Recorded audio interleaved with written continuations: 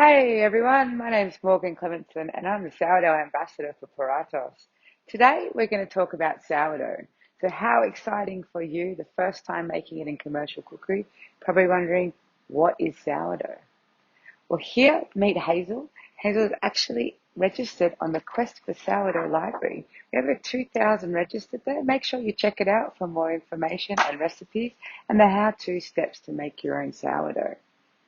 The sourdough can take a long time. It's actually a combination of flour and water and microorganisms. You put an equal parts of flour and water together. That's day one. Then you wait 24 hours. You take a portion of that sourdough. You feed it again with the flour and the water. And then you repeat that every 24 hours for day 2, day 3, day 4, day 5, day 6, all the way up to day 7. After day 7, your sourdough should be nicely growing. It should be doubling in size, smell great. Then you're ready to bake. If you don't want to bake, you can also keep your sourdough in the fridge for up to 2 months between 5 to 8 degrees. And you will need to feed it every 2 months. But we're going to bake. So for example, we're going to bake a proper sourdough today. We would mix our recipe. Our recipe is basically flour, water, sourdough, and salt. We mix the dough.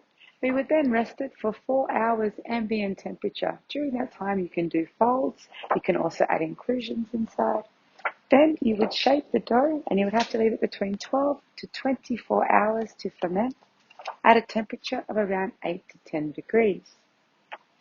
In the morning, you come in, you'll be able to take the bread out for about 30 minutes to 1 hour to let it come to about ambient temperature, and then you would dust the bread and of course cut the bread, and then you would you bake it at 230 degrees Celsius for about 30 minutes plus minus depending on the size of your loaf with steam.